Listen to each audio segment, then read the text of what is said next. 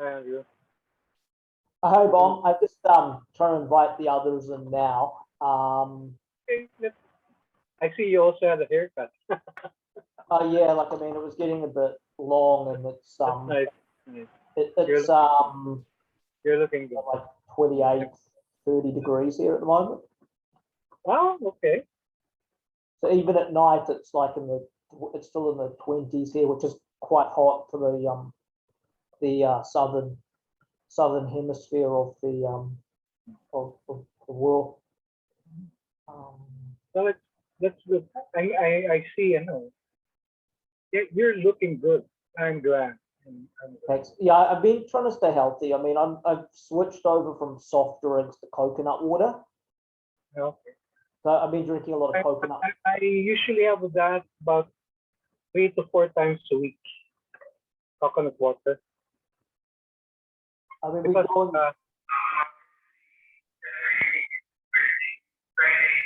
Sorry.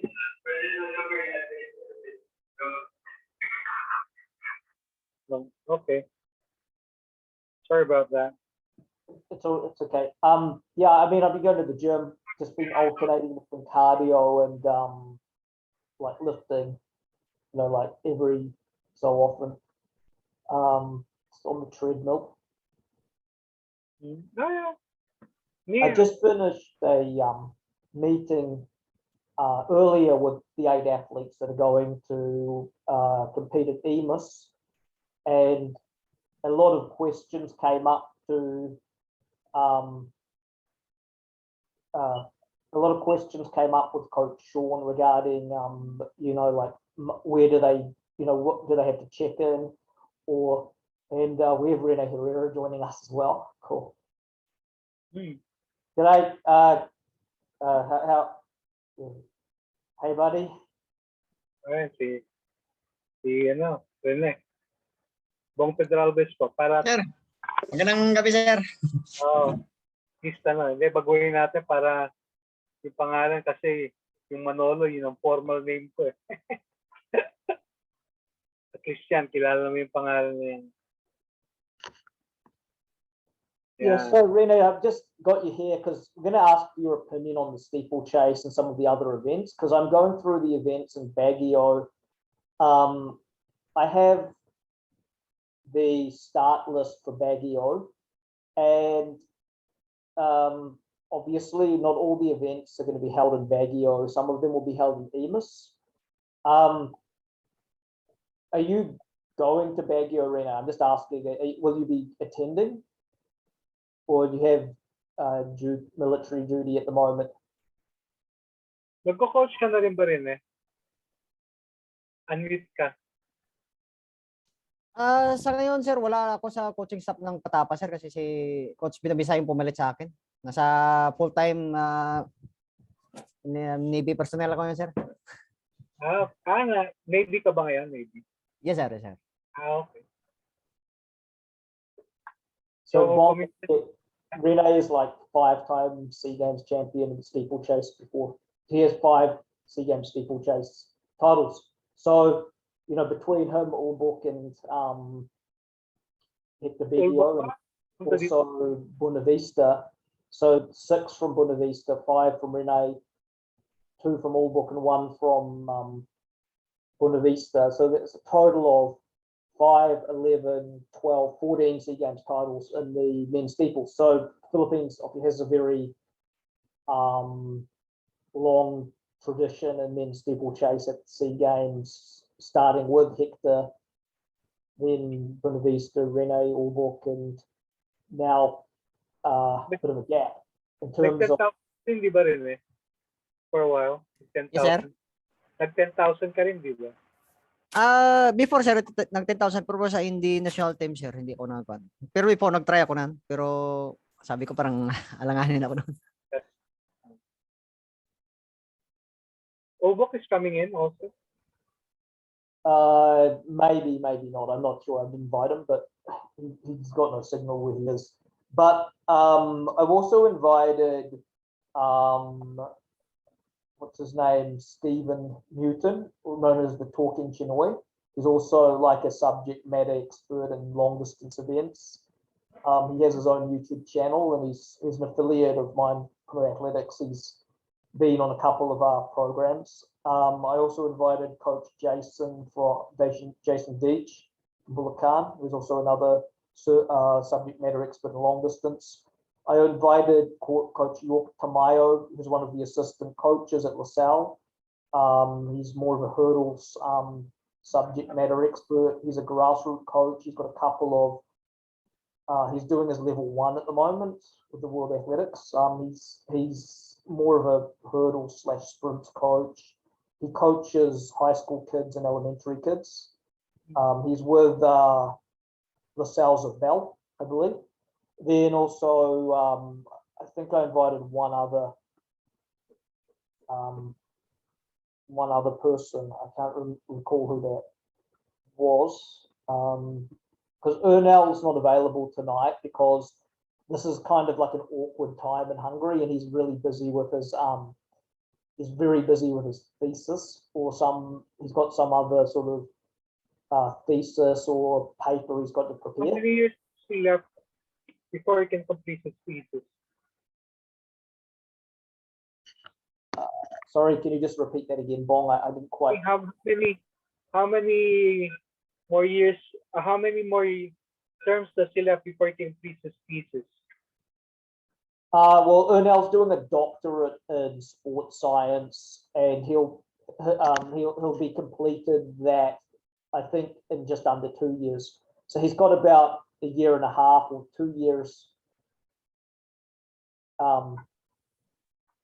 maybe less than 2 to finish his doctorate. I think he'll be finished it by maybe either the end of by the end of next year, like by the end of 2023. Because he was already, I was in Europe, in Germany in 2019. He was already there, right?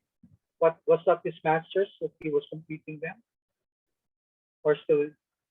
I'm not sure. I think he might have done a master's first and then went over to a doctorate. I think he's doing a doctorate now, but I'm not exactly sure, like when he started it. I think I know he's going to be finished it by next year. So maybe he might have been doing something else. He might have done the prerequisite before he went on to that doctorate. I'm just going to try to see where Stephen's at the moment. He said he was going to join, but maybe there's some family stuff come up. It's going to highlight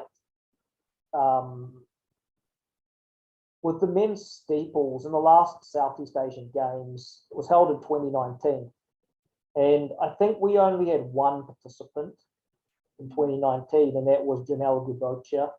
And I watched that SEA Games, which was won by, I think, Vietnam. I think Vietnam may have even gotten gold, silver, or Rene might be able to correct me on this. I think Indonesia was in the top 3 as well. And I noticed Gubocha, I think it was on the second to last. It was early, I can't remember if it was early on in the race, but he stepped off. He kind of lost his balance and stepped off the track onto the D section. So he basically, I think that was early in the race. It might have been on the second lap or the third lap. And as we know, in steeplechase, 3,000 meters, 7.5 laps. Rene, were you at the SEA Games in 2019 by any chance? I did not participate, buddy. I mean, did you watch that race, that steeple? Yeah, I watched in the TV. Yeah. So what do you think happened to Gubocha at that last SEA Games? He I think it was on lap 2 or lap 3, he stepped into the D section. So obviously that gets him disqualified, and he knew he was going to be disqualified, but he still finished the race, even though he'd already disqualified himself. Yeah, I saw him, but for me, I did that also during 2009 SEA Games in Laos. Yeah, I crossed this section, but I returned back. So that's not intentionally. I'm What running happens? for gold. What do you think happened like based on Maybe your experience to him? Why was it that he ended up in the D section? Did he lose his balance? yeah, Or because sometimes during our we run, we just focus on our path, just only a wide area. Sometimes we just a little slip during to that D section. Maybe that's the one cause just the Yeah. step in the But- D section. when you stood in the D section in 2009, it didn't lead to a disqualification, right? Because you weren't in the D section too long.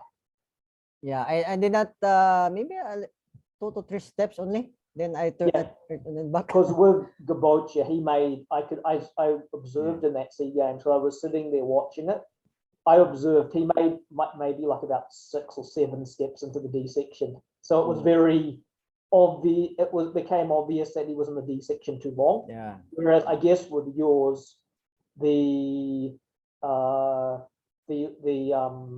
race judge probably decided that, you know, you weren't intentionally in there too long. But I think with Gabocha, he took about 6 or 7 steps in the D section. So he was basically halfway through, you know, almost, you know, halfway through the D section when he stepped back onto the track. So I think that's maybe why he was DQ'd after the race. But if we look at the I'll bring up now, Rene, the field. Maybe we can get your view on it regarding the entries for Baguio. So I'll just post that. That's just, you know, just to get people to subscribe to my channel. Anyway, this is that was the schedule for the just for everyone's information. That was the schedule at EMIS for the track events. So for this SEA Games trial of Patapha, the track events like the sprints and even the 5K and the long and the triple jump are all being held at EMIS, but there are some events which are not being conducted because I think it's because the Patapha feels that they can't qualify, that they don't have a chance to make the qualifying standards in those events, such as the women's triple jump. The national record in the women's triple jump is 12.92 meters, and the qualifying for the SEA Games is like almost 1350. And now the women's long jumpers who are jumping, triple jumpers who jump 1290 or 1270 are no longer competing. So now the best women triple jumpers are around maybe 1230, 1220. So they're even further off. So they decided they won't try out those events. Then, so in EMIS, which is on the 27th in the morning and the afternoon, will just be the sprint events, the middle distance events, and a men's 5,000, 2 long jump events, and a triple jump. But the thing we're going to be discussing more is what's going on in Baguio, which is on the 23rd to 24th, which will be the steeplechase, the hurdles, the high jump, the hepta and deca, and the throwing events. And to start things off, we'll look at the men's 3,000 meters. I'm not sure, are you guys able to read that on your screens, or is the writing a bit too small? Yeah, I see it. Can you see? Okay, you can see the Yeah. list. Okay, so these are the 12 entries There.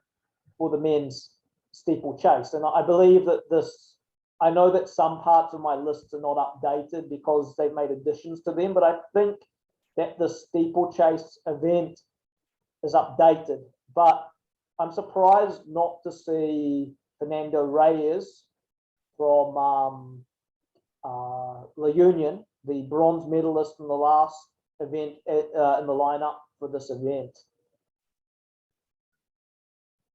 So if we look at this list, Rene, how many of these athletes are you familiar with? Me, honestly, the only guy I'm familiar with there is Pedralvez. Okay, so Rene, how many of these guys do you know? I know Dilatado, then always Rotakio from I think Arellano. Yeah, and obviously you know And then- number 6. This Yeah, Philippine- also yes, Josh, Philippine son of huh? Yeah. Andrew, Yep. Bert Benavista is the son? Son, yeah, the son, sir. Son. Yeah. So Josh Bonavista is the son of Vertex. Yeah. Burtek. And do you know how old is he, Rene? Is he about 19, 20 now or I- 18? I think 19 or 20. Yeah. He's represented the Philippines in the SEA school games and the SEA youth. So he has represented the Philippines in age grade competitions already. I think, is he currently at UP or where does he study? I think he's just starting because I saw his race during the Patapa National Open in Baguio. Maybe a little more training for them. This one is Dilatado from Bicol. Murphy. He's known as Murphy, isn't it? That's Murphy, isn't it? I know, Daniel. Yeah. The number 2. That guy is a very he's very tall, isn't that? Yeah, it's very tall. I saw. Yeah, he's kind of slim and very tall. Like Yeah. he's about almost 6 foot or 5'11". Maybe I think 5'11". I just seen in him training program, some tips in the Oh, really? online. Yeah. Yeah. That's why he encouraged Karems to join in the Patapa National Open before. Well, you just try. He's Then I saw him. That's he's very tall. he's very tall and very Yeah. sort of slim. He got silver in the last performance trial against Gabocha, but he's like a very potential athlete because I mean Stephen or Talking Chinoy was talking about him a lot. He said that this guy has a lot of potential. What's his background? What was his event before Rene? Yeah, Delicado, Daniel. Yeah. I know him that he is a marathoner in Bicol. He's a long distance runner. Yeah. How old is he? I think 22. 22. Yeah. So if we're allowed to ask, since you're providing him programs, similar to what I'm doing online, what type of training does he get? I send him some tips in training program. Then sometimes they send me a video of his drills. Then I just only correct because in the naval base I don't have any hurdles to perform just to show him how. So that's why he sent on some videos of how the hurdling drills he do. Then I just correct it. What's his mileage like? Like how much mileage is he doing at the moment? I don't know him, but I just only send him that. I just send him a program. Just I don't think that exceed to 190 kilometers, but I just only send him a program. Then I tell him that he only the one to control how hard and high because I didn't know how or in personal how he trained. So I just you just adjust.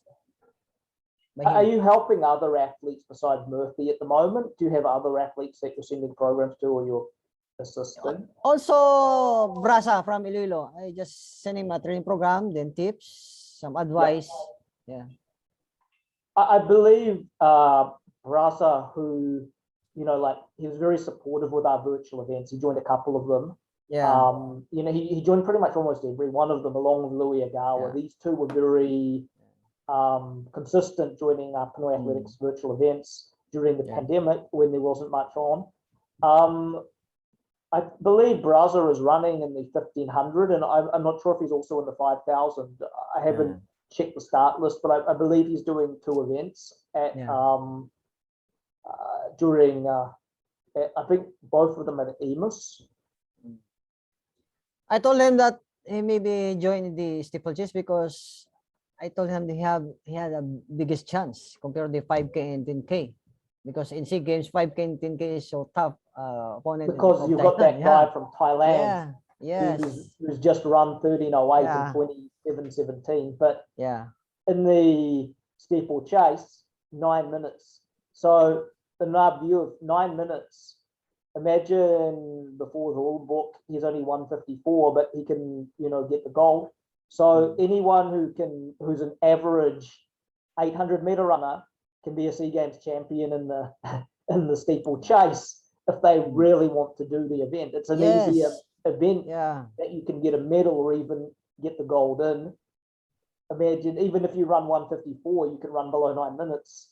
yeah. But a lot of them are going for the harder events, which have the stronger athletes in them. So, in your view, Murthy Deltado or Daniel Deltado, who was the silver medalist, quite some distance behind Gabocha, who I think ran 9:30 or 9:40. He ran 10:53 in Baguio. Was that his first time to join a steeplechase and competition? Yeah, but I told him maybe you're overtrained. You do much more long run, so just do speed work, because steeplechase is just like a middle distance It's a event. middle distance event. Yeah, I appreciate that you note that as a coach, because like 3,000 meters steeplechase is actually more of a speed middle distance event. It's not really, like a marathon or a 10K or even a 5. It is an event which requires a lot speed. of speed, and like the 15 or the 8, a combination of speed plus speed and endurance. speed maintenance control. Yeah, steeplechase is just like a 10K. You must have an endurance of 10K, speed of 1500. or an 800 guy. But okay, so Murthy came out with 10:53. What do you think he's going to run now in Baguio, based on any adjustments to his training? Because obviously he was more than a minute behind Janelle. But do you think, how much do you feel he's going to improve when we go to Baguio? Maybe I think he can improve maybe below 10:30. 10:30. Yeah. Do you think in this list of guys we've got here, besides Janelle, do you think he can win over everyone else in this list? Besides, obviously, looking at this list, Janelle's probably going to win the race. But do you think that Murthy or Daniel can win over the rest of these guys? No, maybe Murphy need more motivation, training, and techniques, because he's new in this event. But I think Christopher Olmo can do that. Maybe for now, I know Olmo, he can do it again. But what do you think Olmo can run? Because I mean, he came out after not running for, let's say, he hasn't ran a steeplechase race for at least during the pandemic, and possibly a little bit before that. But now he's there training in Baguio, so he's a little bit more serious than he was when he went out around the 11:51. So he's now put himself in Baguio like he did the last couple of times with Coach Ma and self. But this time, like he ran 11:51 after, how many years? So it's almost 3 minutes, or 3 minutes below his PB, away from his PB. What do you reckon he will come out and run?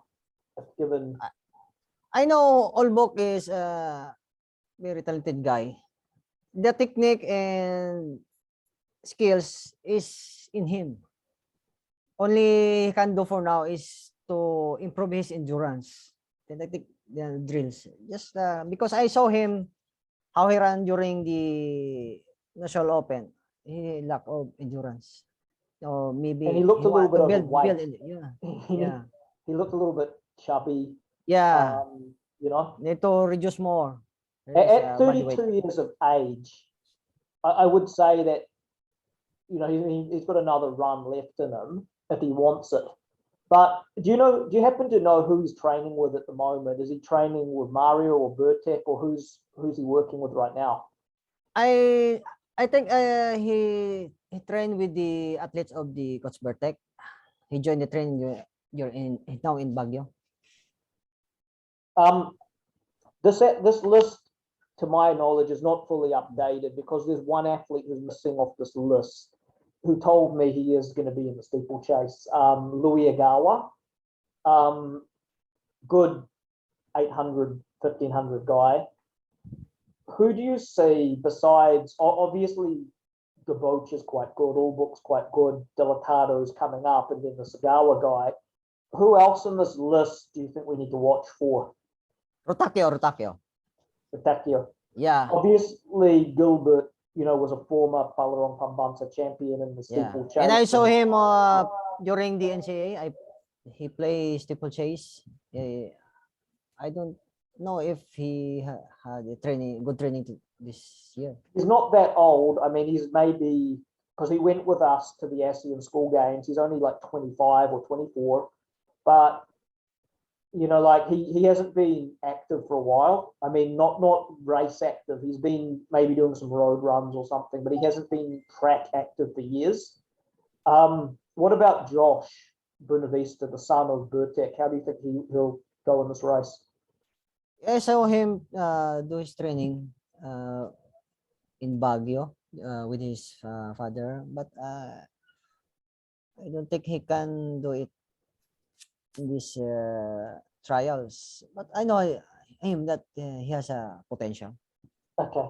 I'll just move on to the next set of events. So thanks, we've covered this steeplechase quite convincingly. I'll move on to the next set of events. So we've got the men's 110 hurdles. I believe that, I'm not sure if this list is complete or not, but obviously in the men's 110 hurdles, looking at this list, there's only one guy who really stands out in this list, and he's the SEA Games champion, CKB, Clinton Kingsley Bautista.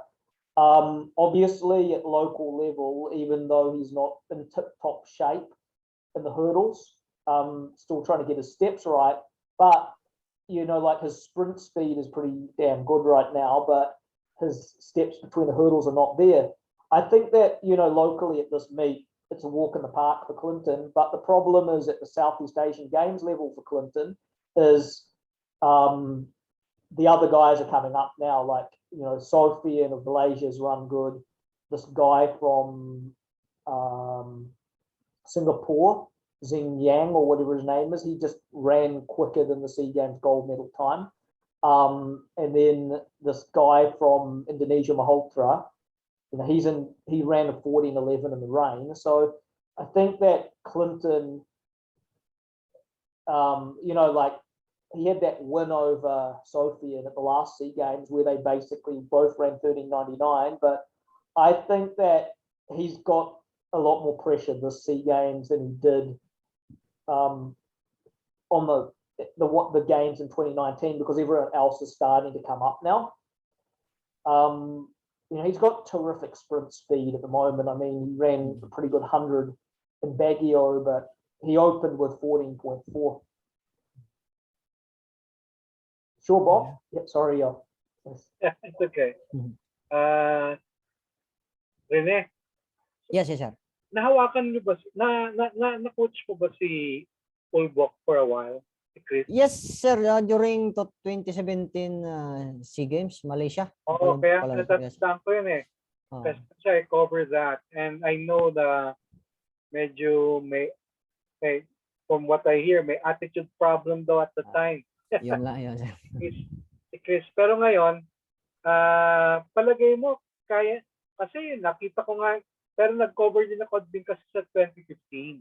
Yes, I-cover din sa 2015 Singapore. At talagang mabilis yung time niya doon. Yes, So, sir. given proper training, at saka the proper attitude, so pwede pa niya maibalik yung, at least ma-approximate niya yung kanyang SEA Games performance sa Singapore Yes, sir. years ago. Yes, sir. Kaya niya, sir. Ang sa akin lang, siguro kailangan niya lang ng focus sa training. Kasi ako, kung sa totoo silang, mas tiwala pa ako kaysa sa kanya, sa mga baguhan ngayon. Kasi nandyan na yung ano niya, yung skills, techniques, nandyan na eh. Develop niya lang yung sa ngayon, nakita ko sa kanya is yung lack of endurance talaga, tapos parang tumaba siya.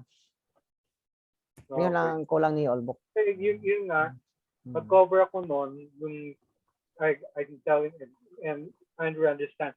In the 2017 SEA Games, considered siya as one of our gold medal potentials.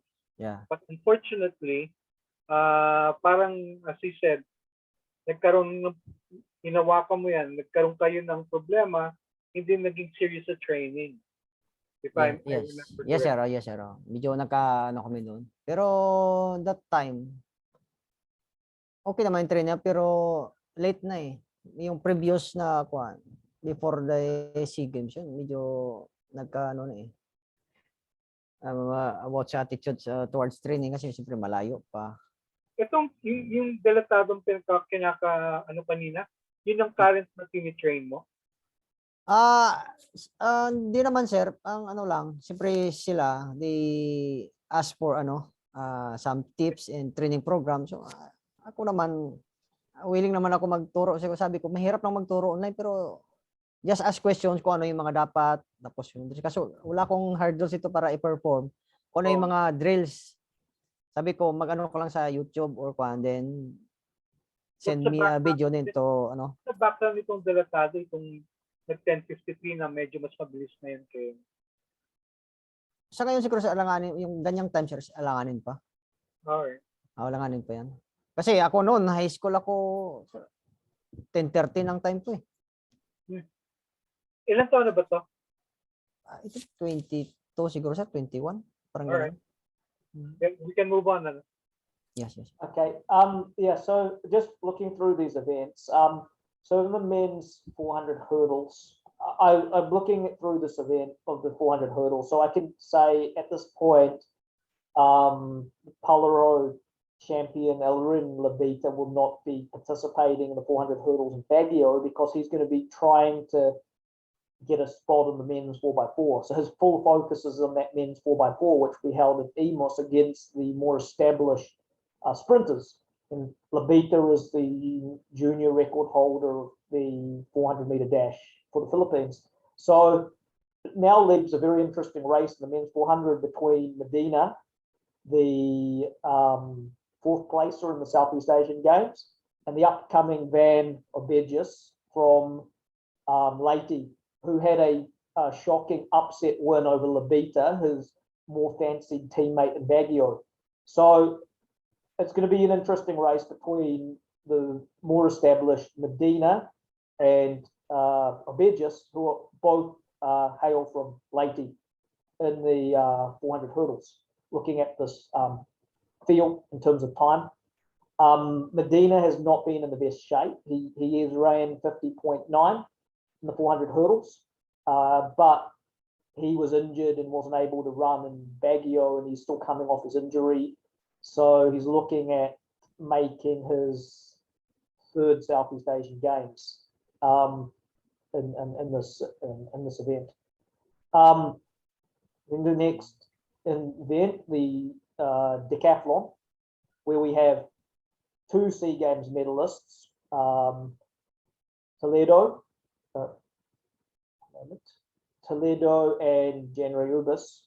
So in the men's decathlon, it's pretty much sorted out who will be playing in the SEA Games.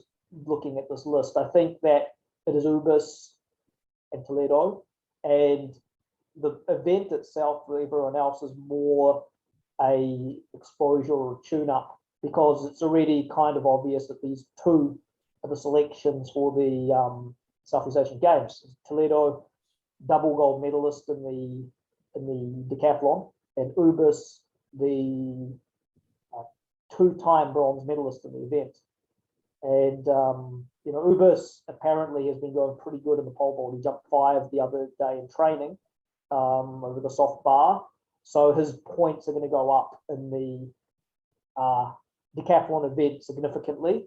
Toledo missed nationals because he had an injury, but Toledo has seemed to manage the last 2 SEA Games to overcome his stronger Thai opponent, Suti Sak, who's the Asian champion before in the decathlon. The strong challenge, I believe, in the Southeast Asian level will not come from Thailand, but from Vietnam, because there's new athletes from Vietnam who are getting already close to 7,000 points from the younger athletes that they're developing right now. There are two guys, I think they're 23 and 25, who are getting like 6,900 points as of recently. So there's the challenge if Toledo can go on to win his third title in the SEA Games. And I think that Toledo is the only guy that has won two back-to-back SEA Games titles in the decathlon out of anyone who's represented the Philippines. I mean, we've had guys like Sid and Adele win one, but Toledo's the only one who's won two, I think.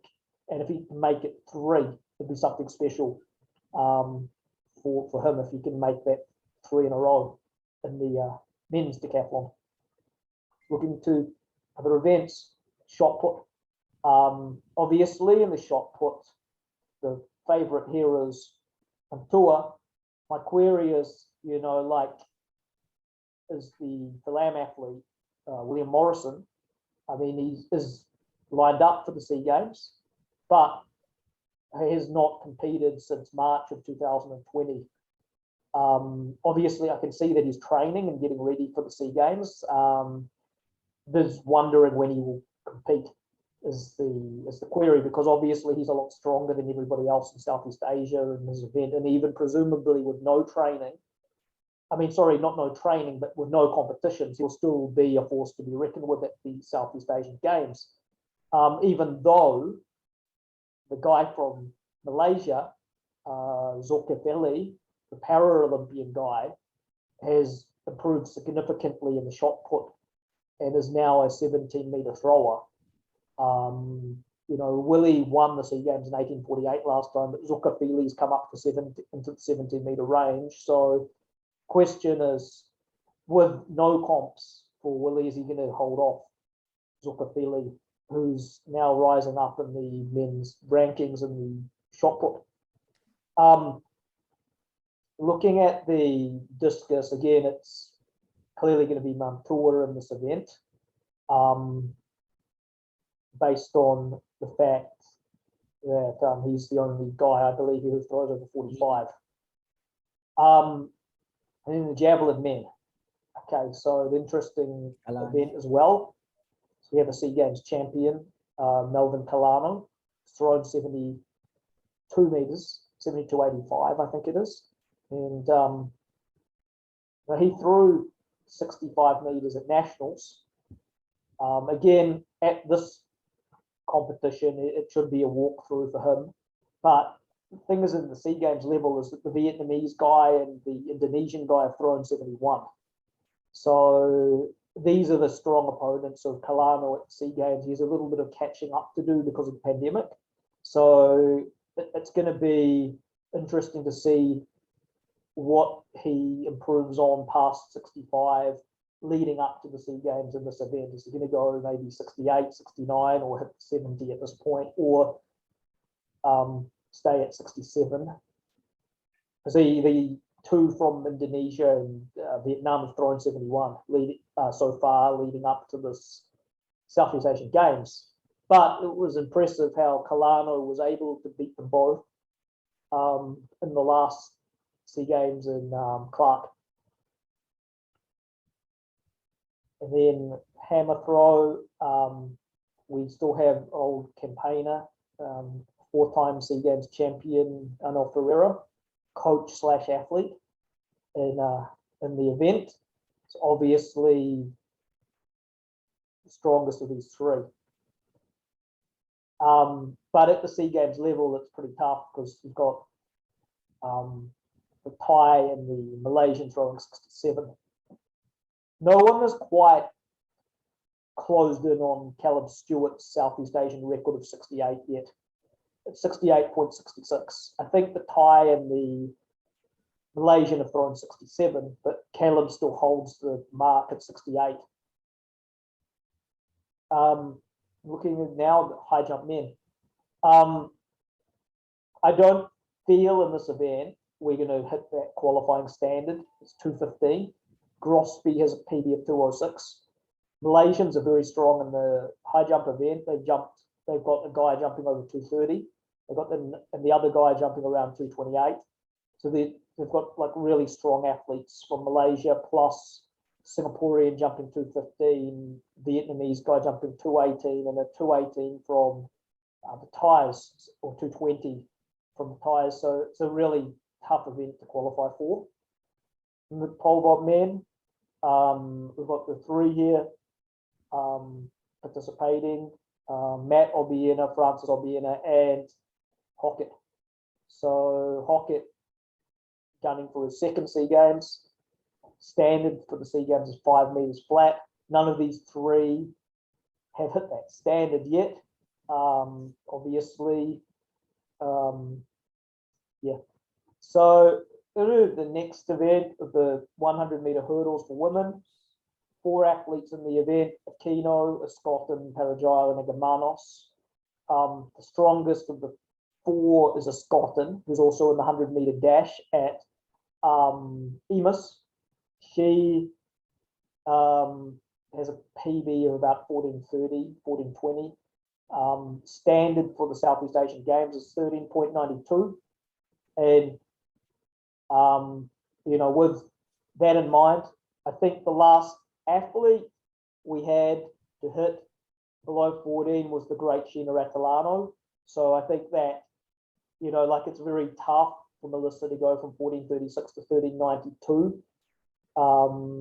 It'll take an incredible run to be able to hit that standard for that standard of the bronze for the Southeast Asian Games. Obviously, she's got this field covered, but there's quite a bit of a gap between a 14:36 and a 13:92 run. The other countries, like the Vietnamese and the Indonesians, they both have 3 or 4 runners running below 14 seconds right now. So I expect to see them take the top 3 places on the podium in this women's hurdles event. There's steeplechase women. So this is another one for Rene, I guess, to ask him about. So I don't know if there are more than these entries, if there's some new entries who I haven't included yet, as I'm not sure how up to date. This is from the 28th of Feb. So I wasn't able to acquire a more updated list from the coaches at this point.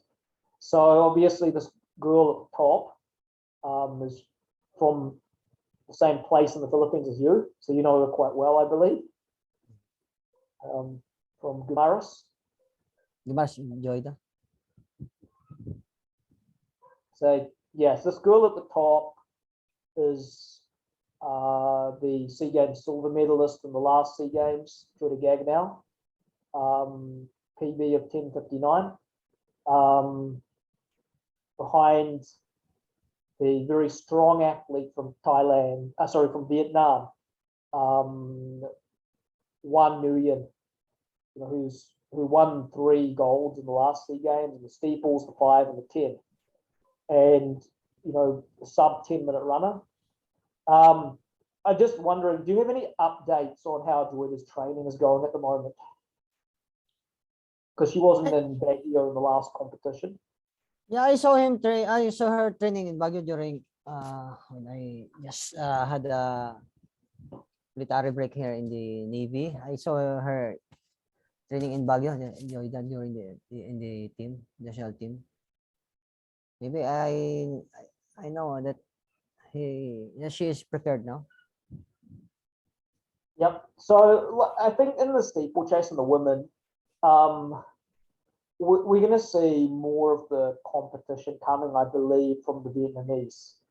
I'm not sure about Indonesia, maybe Thailand doesn't really have a steeplechaser right now. I don't know. I think Malaysia has middle distance women, but not really steeplechase for the 8 and the 1.5. But I think probably maybe Vietnam and Indonesia will be the strong opponents for Joyda at SEA Games. Yeah, Indonesia You know, during SEA Games, the steeplechase women, the one who lead, then after a few rounds, the, the other teams surpass her. Yeah, I Elimination believe girl, yeah.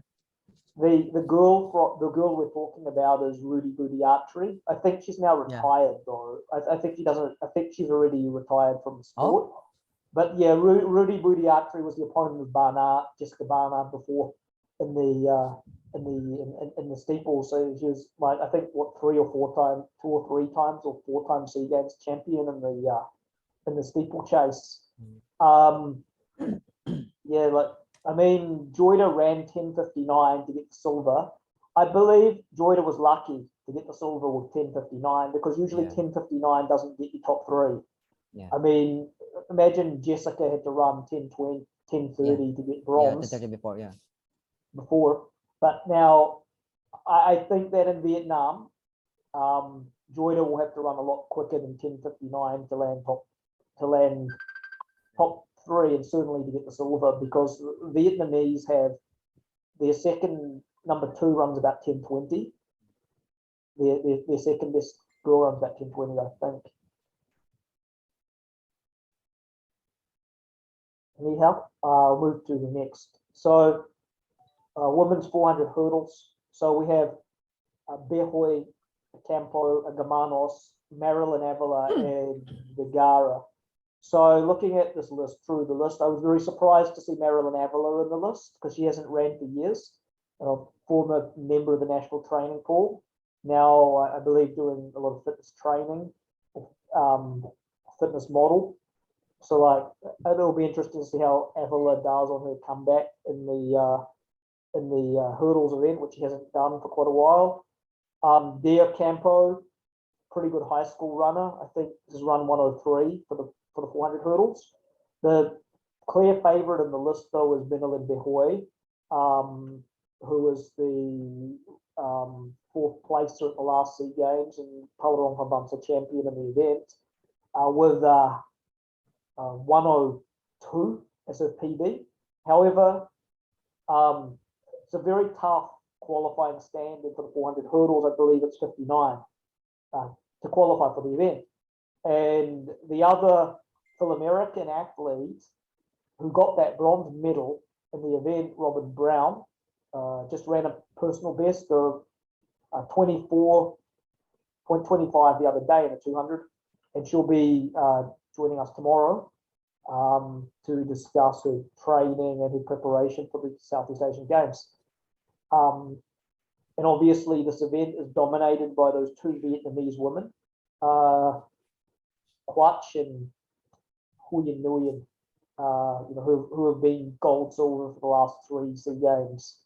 I know that they're also in very good shape as 52-second 400-meter runners and 55-second 400 hurdlers versus what we have available at the moment. Looking at the other events, so shot put women, again, I'm not really sure if we have a legit qualifier in this list. I know that Sheila Nelson has hit the standard. She had 12.97 the other day. She's already thrown over the 13:36 mark of 13:45. In the discus throw, I'm not too sure about this event. Probably Renata of all the athletes listed here.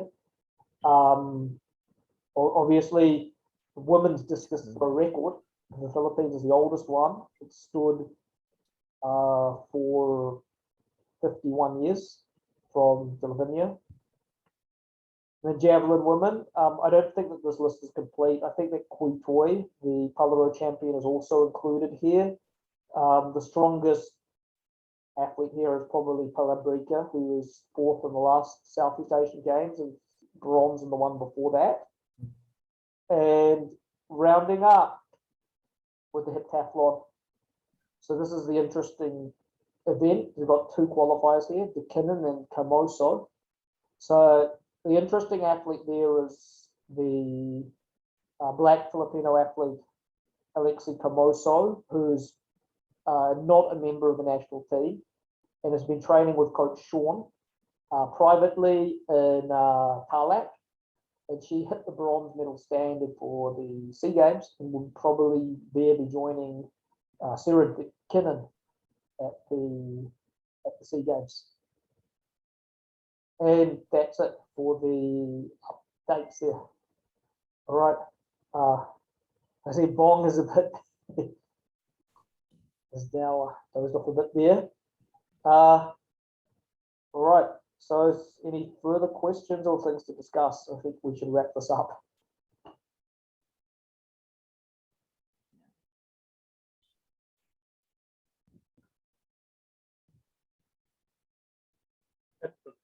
Sorry, Bong. We just we're going to wrap this up. It's a bit it must be nap time now.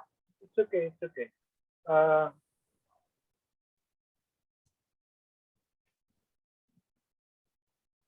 Sarah Mckinnon. Do you think she's in top form now? I don't think so, because I think that But she's still the favorite to win that, right?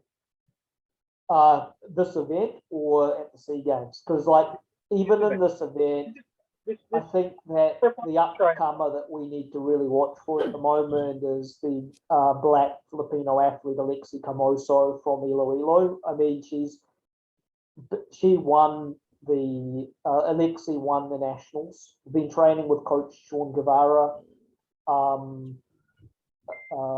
recently, leading up to the nationals at Tarlac. Non-national athlete, but has hit the SEA Games bronze stand. Was one of the 3 athletes in Baguio hit the SEA Games bronze mark.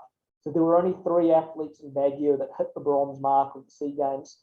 That was Kamoso in the heptathlon, Masano in the 1500 meters, and Louis Agawa in the 1500 meters. The 1500 meters has a very low qualifying standard, so it's going to be interesting in EMIS to see, who sort of tumbles their way into the team. In that men's 1500 meters, there could be a few surprises in that event, because 1500 is very tactical. Everyone in the race is very close. There could be some surprises into who ends up pushing their way into the team in the 15. But yeah, with the women's heptathlon on the Southeast Asian level, I believe there's a very strong upcoming athlete that's already got over 5,000 points from Vietnam, a new woman athlete who didn't play in the last SEA Games. What I want to note from the last SEA Games with Sarah Mckinnon is she improved a lot in her event. She did really well, no doubt about that. She went from about 4.8 to 5,101 points. The thing is, in the last SEA Games, a lot of the women in the heptathlon didn't join. And there was at least one from Thailand, there was one from Indonesia, and the one from Vietnam. So there was 3 strong opponents that didn't line up at the last who didn't participate in the last SEA Games. There was 4 of them in the last SEA Games. Mckinnon won. The girl she beat from Malaysia was Kamarudin, is pretty good. So it was good that she got the win over Kamarudin. There was one from Thailand, and then Yosefa was 4th of the 4. So, there were 4 of them in the last SEA Games in the heptathlon, but I expect in Vietnam there'll be more than 4 of them joining, because there'll be 2 from Vietnam, maybe 2 from Thailand, plus 2 from the Philippines, plus at least 1 from Indonesia. And then I don't think that Singapore, Myanmar, or anywhere like that has heptathletes. So I assume probably, and then Malaysia. So I assume there will be maybe 8 or 7 women, as opposed to 4, which lined up in the last SEA Games in 2019. Sarah's main threat, I think, comes from the Vietnamese girl who's young, I think 2021, and didn't join at the last SEA Games and has gotten 5,034 points so far, but has a lot of room for improvement in the throwing events, where her throws are just this is the Vietnamese girl. Her throws are just what's the word? just like really dragging her points down in terms of where she could be, and they shouldn't be too difficult to improve what she's throwing on. I mean, she's throwing like 7 meters in the shot put, so it's like she's got that Vietnamese girl has a lot of room to improve in the throws compared to some of these other events. I honestly think, actually, between the three of us, that Komoso will probably get a medal at the SEA Games. That's right, because she's improved a lot and she just continues to get better. So I think that my pick is that Komoso will land the bronze at the SEA Games. I think she's going to get the bronze or the silver at the SEA Games behind the Vietnamese girl, based on what I've seen. I mean, Sarah was in the heptathlon in Baguio, but she kind of, I think, sprained her ankle or something in the long jump. But when they got to the long jump, Alexey was leading her, after the first 3 or 4 events. So I think that Alexey is in a lot better shape.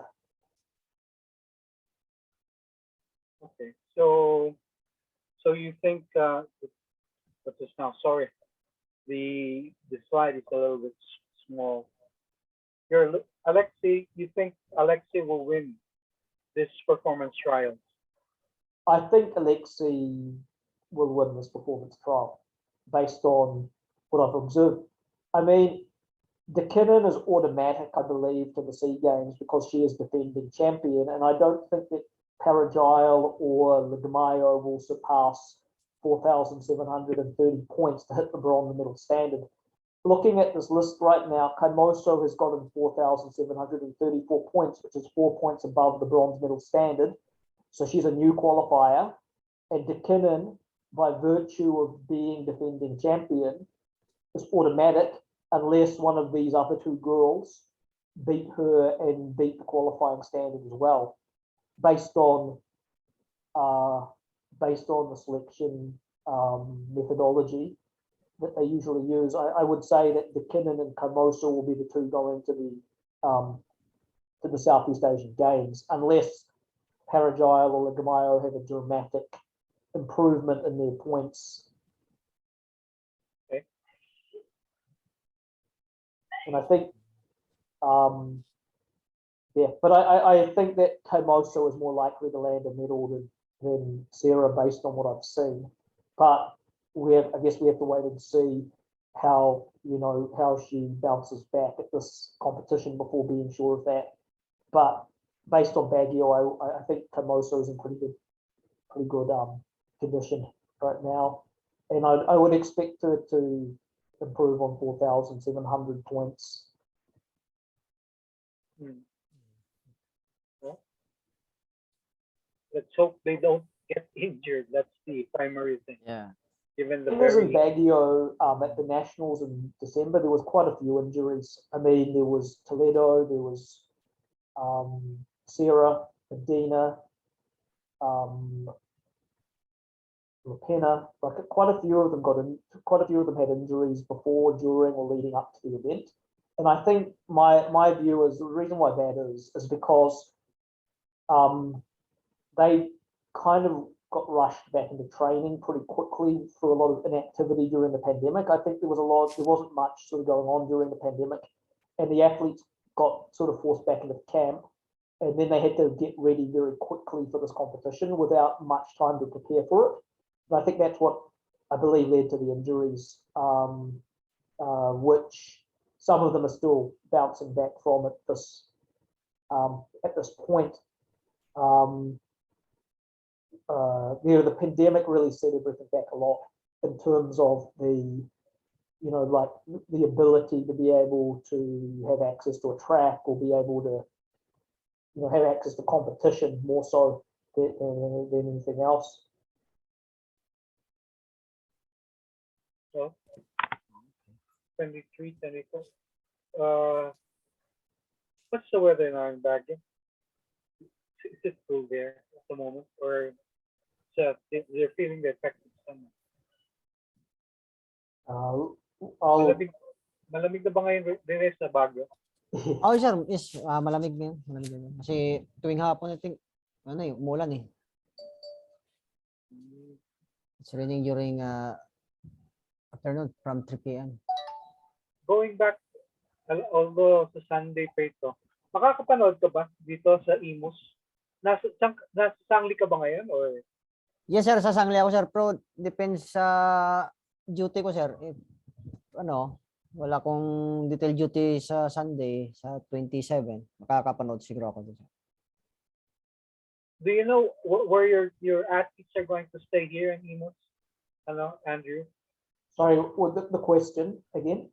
Where your athletes are going to stay here in Imus? We had a team meeting about an hour ago, and I was talking with them to discuss their accommodation arrangements. I mean, a lot of them are just renting, like places to stay. I don't know exactly, you know, They're going to stay here. Will they be here by Friday or something? when will they arrive? Some of them are arriving like the day before. Some of them, like for example, the 3 girls I had competing in the long jump, they have been advised. One of them is an anti-polo at the moment. One of them is Bulacan, and the other one is Bataan. They have been advised by me to go to be in EMIS no later than 25th to sort out their check mark for the long jump event, because I think that any later than that's too late. I mean, the 3 of them are fairly competent long jumpers, and we've been mainly, you know, because a lot of track ovals don't have long jump pits, and the girl in Bulacan, she went and, you know, they dug a long jump pit out there, so she's been doing, you know, a makeshift long jump pit. One of the 3 girls, the one from Bataan, they dug a long jump pit on someone's, you know, cow paddock, and then the farmer got angry and basically told them to stop trespassing. So then they basically have no more long jump pits. So they have a track oval in Bataan and Dinalapian, but no long jump pit. So she just has to practice speed at the moment. The other one who's training in Maltalban from Bohol, she have no long jump pit there. So she just has to focus on speed.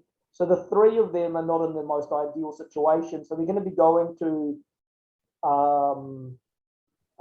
EMIS on the 24th, so they can sort out their check mark on the 25th and the 26th. Because I said, you know, like, it's important we get there early to sort out the check mark, because you 3 are decent long jumpers. You've been doing it for ages. You know how to long jump. The problem is you need to go there and sort out your check mark early so you don't foul all your jumps. You know, I said, correct. This week, the whole week, we'll just focus on long jump, no sprint work, just focus on jumps or short sprints, or, you know, if you don't have a long jump pit, we just focus on the short sprints. So the other athletes, we got 2 from Mindanao. One of them staying with their cousin, and the other one is staying with some friends. And then the Pangasinan athletes, I think, you know, Pangasinan, very well funded. I mean, they've got, you know, they you know, we could even include more Pangasinan athletes if need be, because the funding's there. Like they've already got, you know, they already rented it, like a motel or something, you know, to go there. Then the one from Lawag, she's going with her dad, and I think they've already sorted out accommodation. And then the one from Bataan is staying with some schoolmates or something. So I think everybody's either staying with friends or they've already sorted out or rented somewhere out. Anyway, if they stay in Metro Manila or thereabouts, it's only about through the coastal highway. It's about an hour or an hour 15. So if they're staying in Manila, it isn't too far. For example, the one who's in Antipolo, it takes to get from Antipolo to EMIS takes a couple of hours. Yes. With traffic and whatnot. But the problem is, if your long jump event is on at 8 o'clock in the morning, correct, and you need to get there at least an hour before your event, you need to get there at 7 or 6:30. That means you have to leave the house at about 4 o'clock or 4:30, and you have to wake up at 3 o'clock in the morning. So when you arrive, you're going to be very tired for your event. That's why it's better you know, at least the night before, you stay somewhere closer to the Right. to the to the venue. I mean, There are some decent overnight hotels here anyway. Sogo.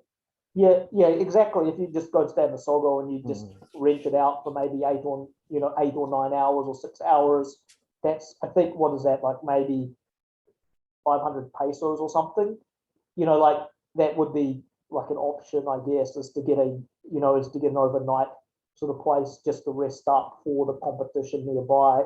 Because they don't need to go and stay there for 3 days. I mean, they just need to go there so they get a good night's sleep the night Correct. before their competition. And obviously, somewhere like the Sogo or any similar place is ideal because it has air conditioning, so you get to sleep properly versus staying somewhere where you've just got a fan or, you know how it is, Rene. Like, I mean, when we're staying in the quarters, it's Yeah. difficult to sleep. With the aircon makes it easier to sleep. That's one of my conditions when I'm in the Philippines. When I went and coached in the province, is wherever I stay, it has to have air conditioning because I can't sleep. If I can't sleep, I cannot think, and if I cannot think, I cannot coach and I cannot administer things properly if I'm not, if I'm not well rested. This is one of my conditions is uh, air conditioning and Wi-Fi. I need those two things. If anything else, I don't care if I have a TV or whatever. I just need those two things. Tama yun. At least for your athletes, we should have a good night's sleep. Sleep relatively early because, as you said, the 8 o'clock time is quite early. Mm. Quite early. 8 o'clock is because it's not like effectively the event starts at 8 o'clock, but I have to check this with Coach Sean, and if we have a team managers meeting, I have to attend. What time do we have to check in for the event, the marshalling? What time is the marshalling and the check-in? And obviously, they need to warm up, so they have to get there well before their event. Because as Rene knows, even if the event is on at like 8 or 9 o'clock, he still has to start it before athlete. You still have to start warming up much earlier than that to sort of get your body prepared for the rigors of that event. No? There are many small hostels around that complex. We better ask around. Actually, I'll bring this up as well, Bong, and I was discussing this, and I'll get back to him on there. I've been in good communication with Michael Keon at the moment, and he's actually pledged to provide a private vehicle for, because I just chatted with him earlier just to basically get his update, because one of my athletes from Lawad, she's running in a 200-meter dash. I set up a meeting with her and Michael Keon. She went to see Michael Keon, did a courtesy call, they had a discussion, and I followed up with Michael Keon earlier tonight to see because there was a little bit of confusion. And I think that, I respect Michael Keon. He's someone I look up to. And, I straightened things out tonight with him. And, like they're going to provide a private vehicle for the athlete as transportation to get her to EMIS, like a private car. So, that's all. I think there was a bit of a misunderstanding there, which I've now ironed out with Michael Keon regarding the athlete going to participate in EMIS in the women's 200, and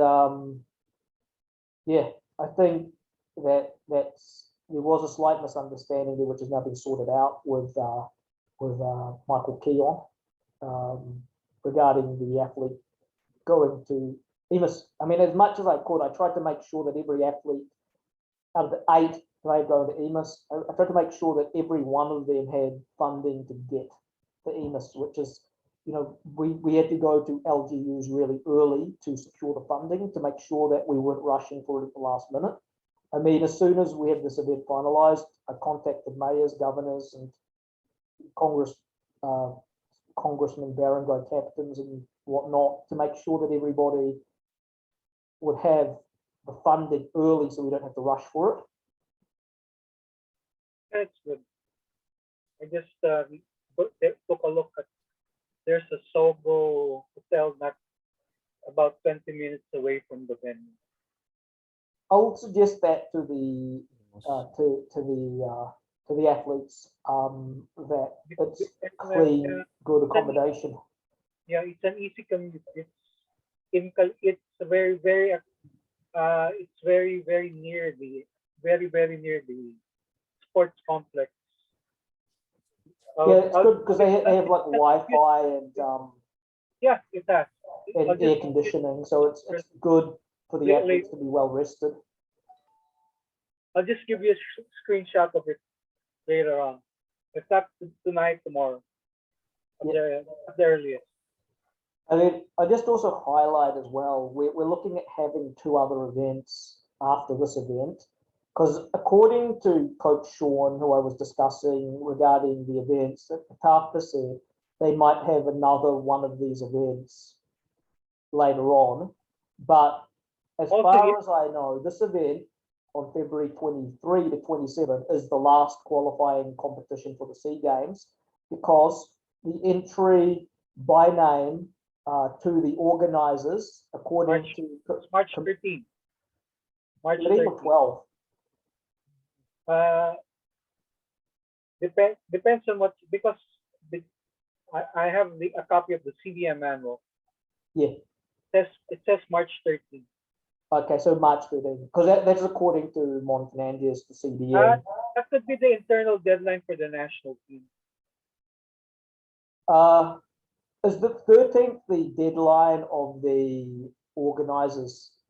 Because yes, because the national, before you can submit everything, they usually set an earlier deadline for Yeah, the I national. know, because you can't just submit your papers one day before the 13th, because they're going to be late and they're not going to have time to process them. Correct. Yeah. So how early do you think the early deadline will be? If it's A week would be enough. maybe March 5? March 5 or 7. Yeah, because they're going to need about a week. Yeah, let me take a look at the CDM manual. I Because heard for the the SEA Games organizers, it's March 13th. I heard the accreditation started on February 14th. The online accreditation, where the The registration, the applications were released. If you follow the schedule, last February 13th. yeah, I mean, entry by number has already been declared back. I believe it was in January. The entry by number. So the entry by number is the total number of athletes each NSA will be allowed to allocate. Then the entry by name is, as we said, by March 13, but probably they have to submit it earlier by 7 or 5 or 6. Yeah. Here, according to the CDM manual, it's the deadline by sports entry by name is on March 12. So, as you said, March 5 could be the internal deadline for the POC to gather all of the names, not only an athlete. So if Philippine Track and Field has their event from 23 to 27, let's say the 27th is Sunday. So that means that probably starting the next day, which is a Monday, they will start submitting the names on the 28th. That's why I'm saying that I believe that this is their last, I'm pretty sure this is their last qualifying competition for SEA Games 2022. And if they will have another competition later in the month or next month, that will have to be for 2023, because there's no more time after this competition to have any more competitions, I think. Correct. That this performance trials are only for the locally based athletes. Of course, there are other athletes outside. Yeah, I was looking at the Phil-American athletes, and obviously we know about Eric and Natalie and Christina Knott, and I was talking to Christina Knott's mum, and she's going to be competing on the 19th at the True Athletic Meet at Florida, I believe, plus the World Indoors, Friday 19th or March 19th? March 19th. March 9th. Okay. Yeah. So I'm trying to get an interview with Christina Knott as well, like because Ernell interviewed her last time. I've never spoken with Christina Knott, but I think that next time I will be interviewing Christina Knott, because of course Ernell may join that as well, and you're invited if you would like. And you know, I would like to interview Christina Knott. Yeah. So the one actually, Bong. My question is about Willie Morrison. Is he's going to join in the SEA Games? Come again?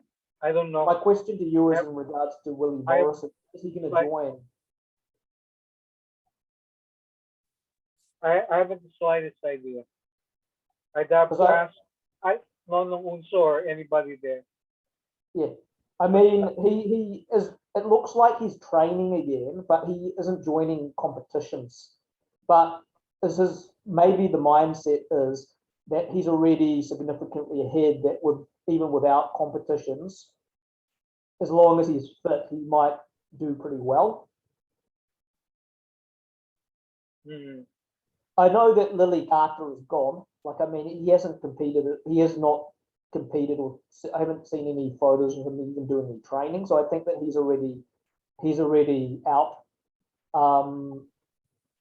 The other, Natalie, Robin Brown, Kyla Richardson ran a pretty good 200, but Robin Brown's in better shape. Eric's in, good shape for a 34-year-old. And Eliana Nicholas, I think, may not hit the standard because she's kind of off the 4 meter mark. So I think that she probably only Natalie is going to qualify this in the pole vault. And I think and then I'm not sure about Gumali, if he's going to be able to make the SEA Games because it overlaps with his college commitments. Oh, that's, again, I don't know the updates on that at the moment. And as for Zion, I'm not sure she hasn't competed yet. I'm not. I'll have to ask her. I think the thing is with Zion is, I'm not sure if you joined our last interview with Zion or it might have been with Sheila, but with Zion, I think you might have joined that interview.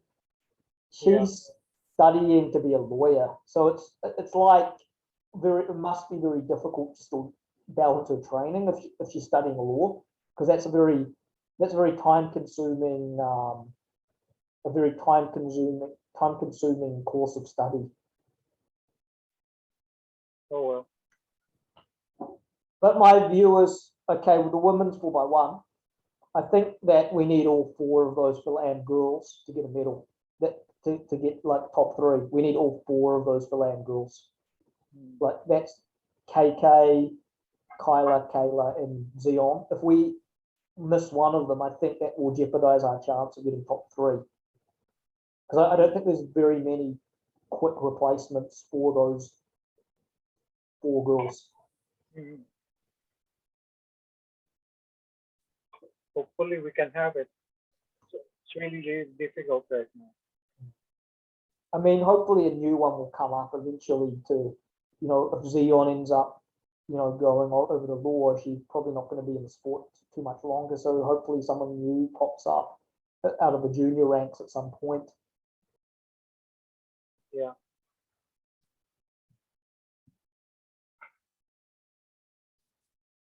Okay, it's all good. Maybe we should wrap this up. Yes, please. Yes. Problem. Anyway, thank you, Rene. Yes, sir. Thank you, Nathan.